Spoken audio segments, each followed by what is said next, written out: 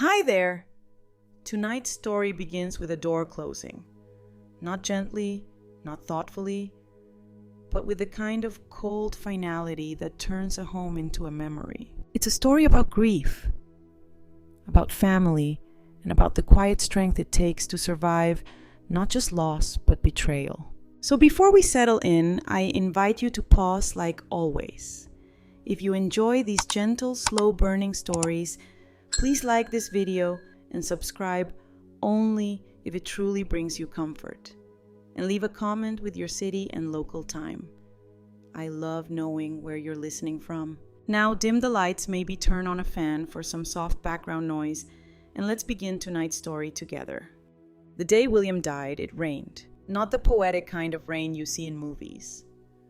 Just a heavy gray downpour that soaked the earth and flattened every daffodil in our front garden. We'd been married 43 years. He died in the bed we bought together during our 3rd year of marriage. The one with the creaky left side that only he could tolerate. I held his hand until it went still, and then I sat in that chair next to the bed near the window and watched the rain for hours. It didn't feel like a storm. It felt like a silence I wasn't ready for. The funeral was small, simple, exactly what William wanted. No organ music, no slideshow, just a few people we loved and a few others who loved what we used to be. Tessa, my daughter-in-law, arrived in black silk with perfect eyeliner. She didn't cry. She clutched Michael's arm like he might vanish if she let go. She kissed my cheek and said, "You look tired, Clara." I was. But something about the way she said it made me feel like I'd failed a test. 3 days later, it happened. I was sitting at the kitchen table drinking cold tea and reading William's favorite crossword. Tessa walked in heels, echoing on hardwood, and said, "So, now that things are settled, we should talk about next steps." I blinked. "What next steps?" She gave a tight smile. "Well, the house, the insurance. Michael and I thought it would be best for you to relocate. Somewhere smaller, something more manageable." "Relocate?" I asked. "This is my home." "It was your home," she said gently, almost rehearsed. "But with William gone and the mortgage under Michael's name now, it's just not practical. You can't stay here alone." "I'm not alone," I said, voice trembling. "I have you, I have Michael, I have the children." Tessa's eyes flicked to the hallway. "They'll understand. Ava's in college and Jacob is hardly home. Besides, we'll still visit." I looked at her, and for the first time I saw it. The steel beneath her silk. The ambition behind the smile. The way she stood, not like someone offering help, but like someone announcing a decision already made. "I see," I said quietly. She softened her tone. "Michael will help you pack. We found a few motels nearby, just until we sort things out." "Modals, just for now." And then just like that, she left the room. Michael didn't come talk to me that day. He sent a text later. "I think this is for the best, Mom. I'll call you tomorrow." He didn't call. That night, I stood in the doorway of our bedroom. Still smelled like aftershave. Still had William's robe hanging on the closet door. I packed only 2 bags, left everything else where it was. Photographs, letters, the embroidered pillow he hated but never removed. I didn't say goodbye, because it wasn't goodbye. Not yet. I just closed the door quietly and stepped out into the rain. Again, the motel room smelled like bleach and air conditioning that hadn't rested since July. It wasn't dirty, but it wasn't clean either. Not in the way a real home is. Not in the way a home holds your scent and your memories like soft wallpaper. The curtains were stiff, the pillows too soft. The little plastic coffee cups made me feel like I'd shrunk into someone else's life. And yet there I was. Clara Whitmore, 66 years old, widow, displaced. Living in room 204 off Highway 9. I didn't tell anyone. Not Ava, not Jacob, certainly not my sister-in-law Elaine. I told them I was traveling, taking a little time to clear my head, which was both a lie and true. I lived off simple food, peanut butter toast, microwaved oatmeal, a banana when I felt like being extravagant. I walked to the small public library 3 times a week, checked out old mysteries, sat at the same corner table, pretended I was just a quiet woman who preferred quiet places. The librarian never asked questions. She just learned how I took my tea and set the thermostat higher when I came in. Some kindness doesn't come with a headline, it just arrives. Soft, small, steady. I called Michael once. It went to voicemail. Hi, it's me, Mom. I'm okay. Just checking in. Hope the kids are well. He never called back. Ava texted once. Sorry I missed you at Dad's. Hope you're doing okay, Grandma. Things have been crazy. I stared at the blinking cursor for 5 minutes. Then I typed, I'm okay. Miss you. And that was the end of that. At night, I would lie on the motel mattress and stare at the popcorn ceiling. I used to design rooms. Before William's job took over our life, I had worked part-time staging homes. I knew about angles. I knew how to make a room look expensive even when it wasn't. But there was no faking warmth in this place. Just a squeaky ceiling fan and an old copy of Better Homes and Gardens I found wedged under the mini fridge. One evening, I took out the lockbox. Metal, scratched, unassuming. Inside a thumb drive, a stack of statements, and one handwritten note from William. If you ever need to start over, do it on your own terms. The world may forget your name, but numbers don't lie. You've built more than anyone knows. Don't let them take that too. Signed in his looping, always too large handwriting. I plugged in the drive using the old laptop I kept with me, and there it was. Every deposit, every account, every investment I'd built quietly since 1984. I hadn't done it to hide from William. He knew. He helped. We just never told anyone, because we'd seen what happened when families found out a woman had money of her own. People got ideas, and entitlement has a particular appetite when dressed as concern. The number at the bottom of the screen, $8.2 million, diversified, quiet, stable, mostly untouched. I stared at it until the screen blurred. Then I shut the laptop and whispered, "They thought they left me with nothing." I made myself a cup of instant coffee, drank it slowly, bitter, perfect, and I smiled, because something inside me had shifted. This wasn't just about grief anymore. This wasn't even about Tessa. This was about me. About what happens when the woman everyone dismissed decides not to disappear. The next morning, I took a walk around the neighborhood near my old house. Not close enough to be noticed, but close enough to see. The for sale sign was in the yard. It had been listed, not even 2 weeks after they pushed me out. And I laughed. A soft, incredulous laugh that startled a squirrel off the sidewalk. Because of course they had. It was never about keeping me safe. It was about clearing the way. I pulled out my phone, opened the number for a realtor I'd worked with once before. A woman I liked, trusted. Rachel Tran. I sent her a text. Hi, Rachel. I'm interested in buying a property in Oak Hollow. Quietly, through a trust. Please call me. She responded in minutes. Of course, Miss Whitmore. Let's talk. I stood on the sidewalk, my breath fogging up in the late winter air. I looked at the house I'd scrubbed, cooked, and buried a husband from, and I smiled again. Not bitter, not smug. Just steady, because they'd taken me for a shadow. But I was never the kind of woman who fades. I was the kind who waits. And now it was time. Rachel Tran was everything I remembered her to be. Calm, professional, not the type to flinch when things got interesting. She didn't ask why I was calling from a motel number. She didn't ask why the name on the purchasing trust was W Holdings and not Clara Whitmore. She just said, let's get you your house back. And I knew I'd called the right person. The process moved quickly. Rachel placed the offer through a shell trust I had established years ago with William in case things ever get complicated, he'd said, half joking. It was well above asking price. Cash. With the clause, no contingencies, immediate close. Tessa never saw it coming. In the meantime, I watched the neighborhood from afar. Tessa was busy. Between open houses and showing appointments, she was clearly in full performance mode, telling every passing realtor that downsizing just made more sense and the market was right. Michael was less visible. From what Rachel gathered, he'd been staying late at work. Rarely seen, occasionally mentioned.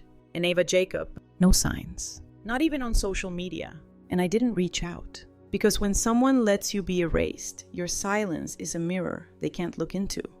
On the morning of the closing, Rachel met me outside the title office with a fresh cup of coffee and a folder. "It's done," she said. "The house is yours again." I stood there on the sidewalk for a moment, holding the folder like it was breakable. My house. Again. Same windows. Same garden bed out front. Same creaky floorboard in the hallway that only I knew how to step over. Mine. But this time the deed had only one name. Mine. 2 days later, I walked through the front door with the keys in my hand. The scent was different now. Less like lemons and linen spray, more like emptiness. Staged furniture, nothing on the walls. I wandered through the rooms like a guest at a museum built from my own memories. The kitchen still had the tiny scratch in the marble from the time William dropped a cast iron skillet. The laundry room still had the faint echo of Ava's toddler voice singing off key.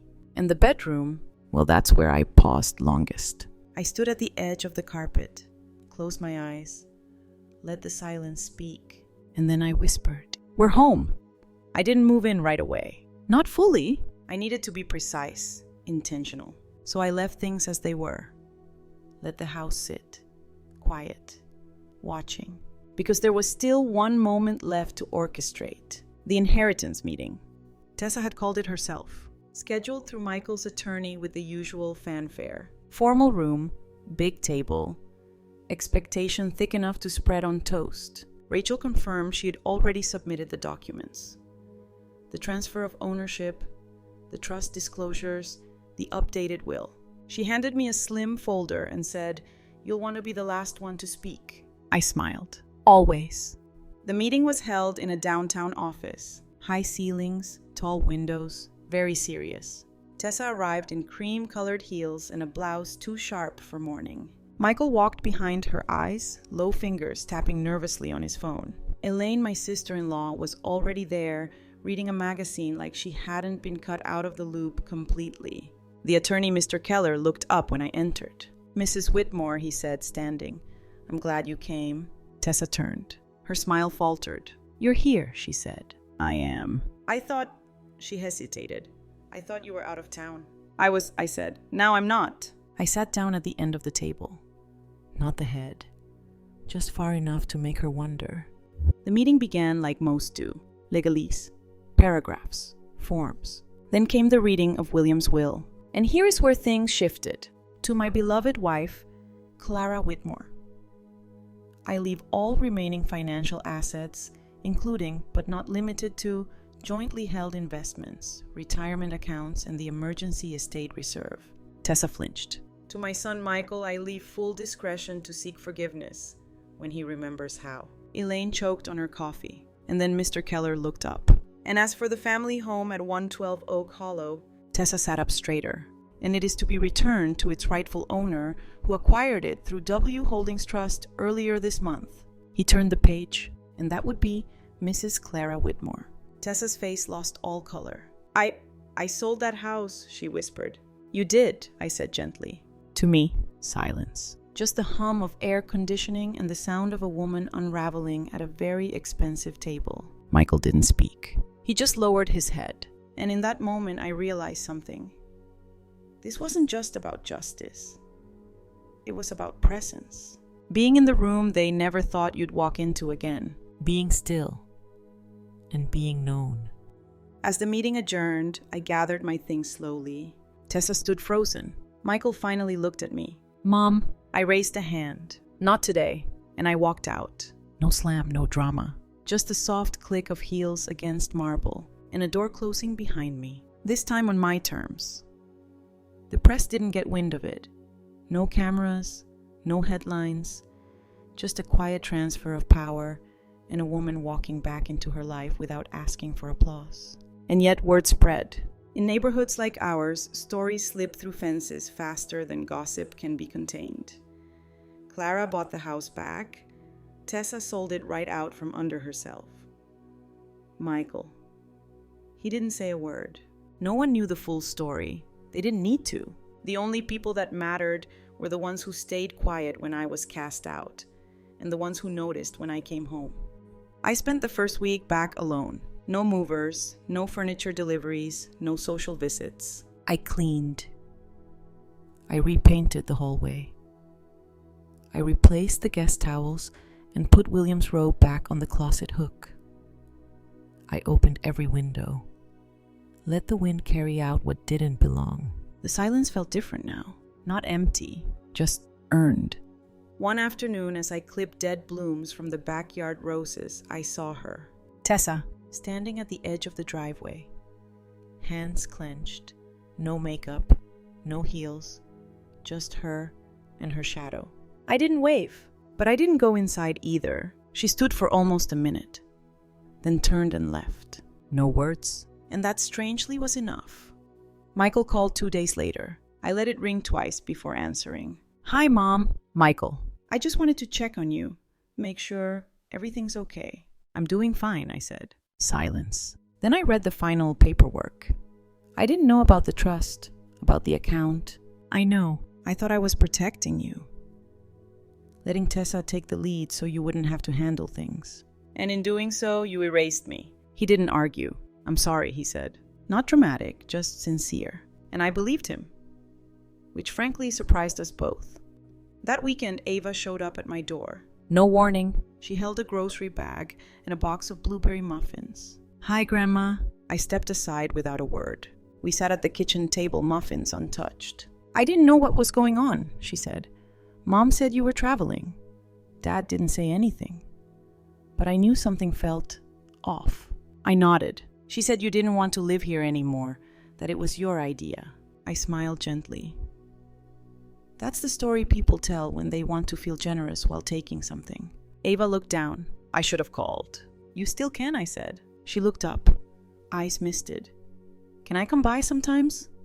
Help you plant again? Always. And just like that, a thread was mended. Not the whole cloth, but enough to start stitching. On Sunday, I went to church for the first time in months. The same pew. The same stained glass light slanting across the aisle. Diana Pierce, a woman I hadn't seen since the funeral, sat beside me during the final hymn. She didn't speak, just reached over and gently squeezed my hand. And in that single quiet moment, I realized this is how power returns. Not with noise, but with presence. Back at home, I sat in the garden, now half replanted with fresh herbs and a new row of lilacs. I wrote a letter to myself, folded it neatly, and slid it into the lockbox. It read, to the woman they thought was done. You didn't raise your voice, you raised your life. Welcome home. Summer settled in slowly that year. The kind of summer where the mornings smell like warm stone and cut grass, and the evenings carry a softness that makes you forget how sharp the past once felt. I moved room by room, reclaiming the house. Not redecorating, resettling. I kept what mattered. William's reading lamp. The cracked blue bowl Ava made me in 6th grade. The quilt Elaine gave us on our 30th anniversary, stitched with crooked little hearts that never laid straight but somehow always felt right. Everything else, gone. One morning, I found Jacob on the front steps. He was sitting there like he had something to confess, but didn't quite have the words yet. Hi, Grandma, he said, not looking at me. Hi, sweetheart. He held out a small paper bag. I brought you lemon cookies, the kind you like. I sat beside him. We shared the cookies in silence. After the second one, he said, I didn't understand what was happening. You weren't supposed to, I said. It wasn't your burden. He nodded.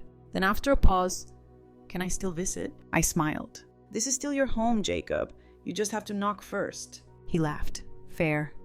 That afternoon, I stood in the backyard and made a new plan. Not a revenge plan, a restoration plan. There was too much love left in the soil of this house to leave it bare. I called Rachel and asked her to connect me with a small local nonprofit that helped widows find transitional housing. Then I offered the old guest room to one woman each month free of charge. No questions asked. By fall, I had 3 names on a wait list. Elaine brought over fresh towels and said, I always knew you'd make a ministry out of this mess. I said nothing, just handed her a lemon cookie. One Thursday, Tessa called. I let it go to voicemail. Then I listened. Clara, I wanted to say I'm sorry for everything. I know it doesn't matter now, but if you ever want to talk, I'll be at my sister's place. You can call. Or not. I'll understand. I sat with that message for a long while. Then I pressed delete. Because closure is a gift you give yourself, not something you wait to receive from someone else. In September, I started writing letters again. Not to anyone in particular. Just to myself. To the woman I had been. The one who slept in motels and kept a plastic fork in her purse just in case. The one who watched people she loved choose convenience over kindness. I wrote, "You didn't disappear. You adapted. You didn't break. You rooted." I kept the letters in a shoebox under the bed. Not for safekeeping, just so I could reach for them on days I forgot what I'd already survived. Ava came by one weekend with a bouquet of sunflowers. "They reminded me of you," she said. "Tall and unruly," I teased. "No," she laughed, "bright even when no one's looking." We spent the afternoon cooking together. She chopped. I stirred. The kitchen smelled like rosemary and garlic and something healing. Midway through, she said, "Dad's trying. He doesn't know how to say anything, but he's showing up. Little things." "That's how it starts," I said. "Little things are just big things still learning to speak." She nodded, and for the first time I saw my son in her. Not the man who stayed silent, but the boy who used to bring me wildflowers wrapped in tinfoil and whisper, "I didn't pick the ones with bees." That evening I lit a candle in the hallway. A new tradition, one light for the version of me who made it through. No altar, no speech, just flame and stillness. I whispered, "Thank you." To myself, to the walls, to the part of me that waited patiently at the motel door until I was ready to come back whole. Autumn arrived like a deep exhale. The air turned cooler, crisper. Even the house seemed to relax, wood-settling windows, sighing old hinges creaking with something that sounded almost like relief. I spent my mornings on the porch, wrapped in a shawl, hot tea in hand, watching the plum tree in the backyard let go of its leaves one by one without apology. There's something powerful about watching a tree release what no longer serves it. I tried to do the same. One evening, Michael came by.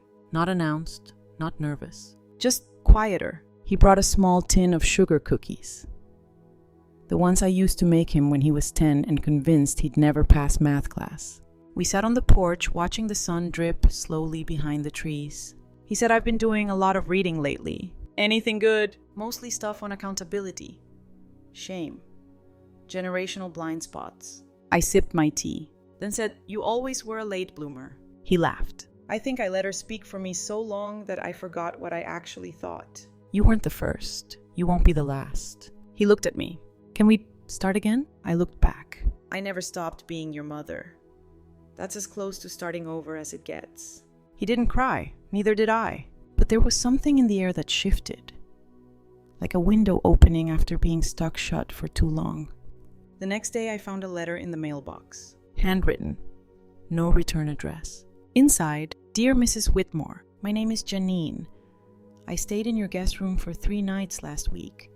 I didn't know who you were until the second night when I recognized you from a newspaper article my sister had clipped. I just wanted to say, the warmth of your kitchen changed something in me. You didn't ask who I was. You didn't ask what I'd done. You just handed me tea and called me dear. I want to be that kind of woman now.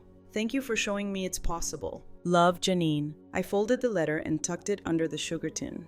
Later that night, I made extra cookies, just in case. Caleb came by with a science project, something involving paper mache and too much glue. He set it on the kitchen table and said I didn't know what to make. So I made the house. He turned it toward me. There it was. Miniature version of our home. Little paper windows. A lopsided porch. Tiny hand-painted flowers. "I tried to make the garden, but it got weird," he said. I stared at it. "It's perfect." "No, it's not," he replied. "Exactly." That weekend, Elaine came over with a folder in hand. "I found some of William's old business records," she said. "Figured you'd want them." We sat at the kitchen table, flipping through them, receipts, ledgers, scribbled notes in margins. Then she paused. "This one's in your handwriting." It was a list. From 30 years ago. Budget breakdown.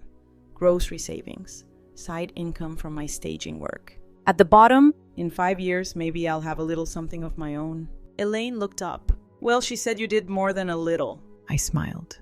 It took me 40 years, but I built an empire of my own, quietly, one decision at a time. She nodded.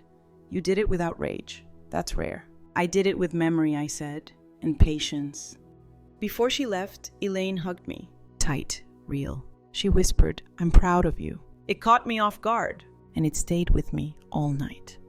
That evening, I made a pot of chili and left 2 bowls at the local shelter drop box. Anonymous, no labels, just warmth. Because the people who taught me how to hold a grudge never learned how to hold out a hand. And I've decided I'd rather be warm than right. By November, the house no longer echoed.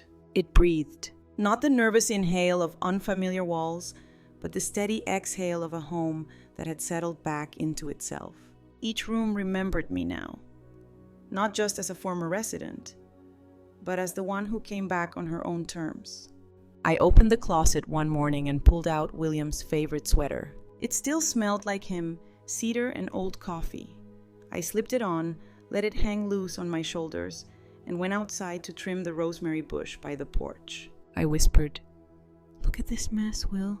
You'd hate how uneven it's gotten. And maybe I imagined it, but the wind pushed back like a chuckle.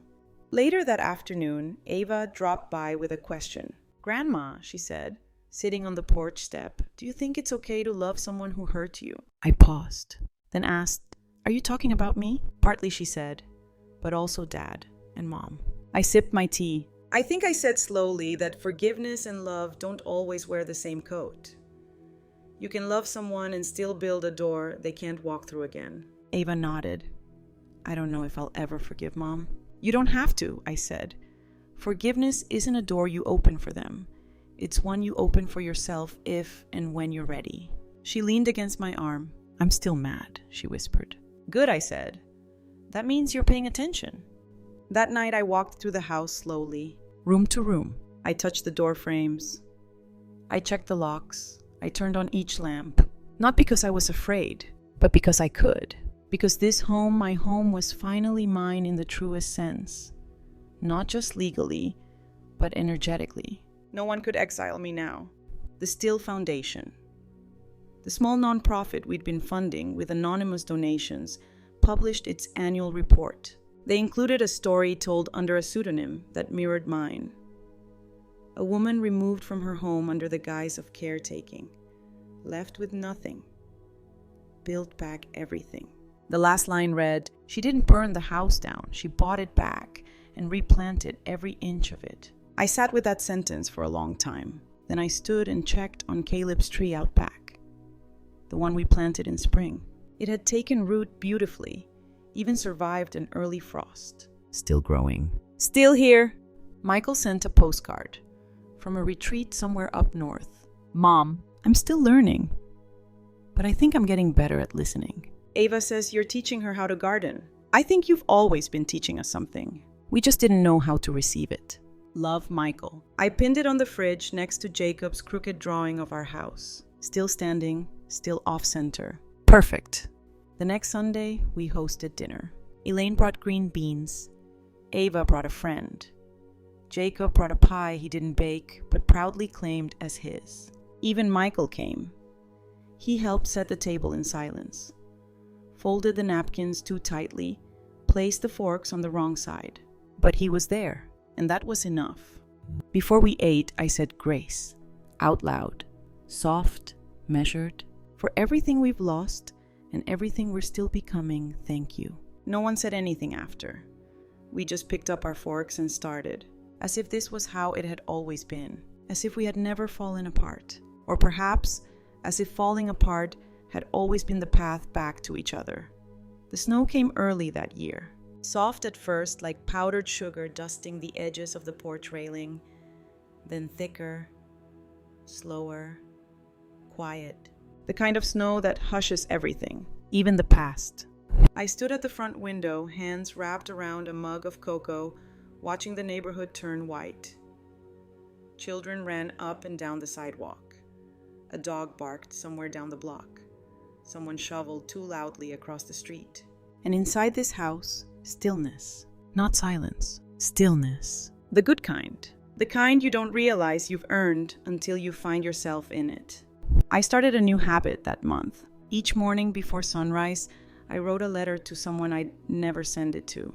To Tessa, to myself at 40, to William, to the version of me who packed her bags in silence. Some letters were forgiving, some were angry. Most were something in between. I placed them in a wooden box I kept on my dresser, labeled it simply "Kept Words." We all need somewhere to put the things we don't say out loud. One evening, Ava asked if she could invite a few friends over to bake cookies. Nothing fancy, she said, just flour chaos and loud Spotify playlists. I nodded, as long as they don't judge my apron. That night, the kitchen filled with laughter music and a small flower explosion that Jacob swore was totally not his fault. And for the first time in years, the house felt full. Not staged, not guarded. Full. I stood in the doorway and watched them. No one noticed. That's the magic of healing. It doesn't knock, it settles. Later, after they'd gone home and the last cookie was devoured, Ava came to find me in the garden room. She sat cross-legged on the floor, still wearing oven mitts for no reason. "Do you think it's okay to be happy again?" she asked. I set down my tea. "I think it's dangerous not to be," I said, "especially after everything." She looked at me. "You're not just surviving anymore, are you?" I shook my head. "Not anymore." That week, I finalized a small grant through the Still Foundation. A local woman, single mother, recently widowed, evicted 2 months ago, was approved for a short-term lease and a job training stipend. Rachel texted me. She cried when I told her. Said it felt like someone believed she wasn't disposable. I sat with that word for a while. Disposable. How many of us have felt that? Not loud, just subtly. Like we're only valued for what we give. And when we stop giving, we vanish. But the truth is, we are not paper cups. We are not borrowed chairs. We are not used to be women. We are necessary. Elaine stopped by with a small gift box. Inside a keychain. Handmade. Leather. Stamped with one word. Keeper. I looked at her. "You made this." "I had it made," she said. "Because that's what you are. The keeper. Of story. Of memory. Of the line that didn't break." I held it to my chest. "I'll use it," I whispered. "I know," she said. That night, I walked through the snow-dusted garden and hung a wind chime by the back gate. It was soft, subtle, made of spoons I'd collected over the years. One from our honeymoon cottage, one from the diner William loved, one from the motel where I waited unseen. It rang gently in the wind, a melody only I understood, a song made of survival and return. January faded in quietly, all soft skies and bone-deep cold. The fireplace became my favorite thing again. Not because of the warmth, though, that was lovely, but because of the rhythm. The crackle, the hush between each flicker of flame, like the house itself was breathing with me. I no longer needed noise to feel alive. Stillness had become a friend. Michael called one evening from a grocery store parking lot. I was staring at the soup aisle, he said, and realized I had no idea what you used to buy when we were sick. I smiled into the phone. Chicken noodle, the kind in the yellow can, and lemon water. He exhaled. Right, that's what I thought. Then after a long pause, "Do you think I could come over sometime? Not for dinner, just to help. I could fix the back fence." I waited a beat, then said yes, but only if you bring the wrong hammer and complain about your back halfway through. He laughed. Deal. And just like that, we were finding our way back, one shared memory at a time. That Sunday I sat with my ledger. Not the financial one, the other one. The one where I kept track of who I was becoming. It wasn't full of goals or resolutions, just single-line truths. You don't have to prove you belong somewhere to stay. If they didn't clap for your return, that's okay. You didn't come back for applause. Your dignity is not a debt they get to collect. Sometimes I read them out loud before bed, like lullabies for the woman I almost let disappear. In late January, Ava brought over a flash drive. "It's a college application essay," she said, eyes shy. "I wrote about you." I blinked. She added, "I can take it back if you're uncomfortable." I took it, plugged it into my laptop, and read, "My grandmother lost everything," or so we thought. But what she really did was teach me what it looks like to come back without burning the place down. She didn't shout. She didn't shame. She opened the front door one more time and waited to see who would grow up enough to knock. I want to be that kind of woman, even if the world never tells me thank you. When I finished, I turned to Ava. "I think you just got in everywhere," she grinned. "I hope so." Then hugged me like it mattered. Because it did. The next week, we gathered in the living room to celebrate her acceptance letter from 2 universities. Jacob made confetti out of junk mail. Elaine brought sparkling cider. Michael grilled burgers in the freezing cold like a man trying to make amends through food. And me, I stood back for a moment, just watched. The house was loud again, but not in the way it used to be. This was joy, not performance. They weren't trying to impress me. They were showing up because of me. And that was everything. That night, as the snow began to fall again, I wrote one more sentence in my ledger. They remembered who I was, but only after I did.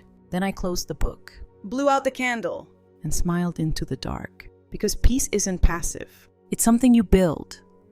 One boundary, one cup of tea, one return key at a time.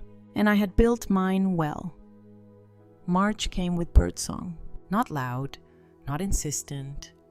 Just gentle chirps at the edge of morning. Like the world had started humming again and wanted to see if I'd sing along. I opened the windows for the first time in weeks. Let the air in, let the stale winter out. The curtains danced. And I did too, just a little. Caleb's tree had survived the cold. It was still small, still fragile. But the buds were there, tight little promises of something new. He named them, each one.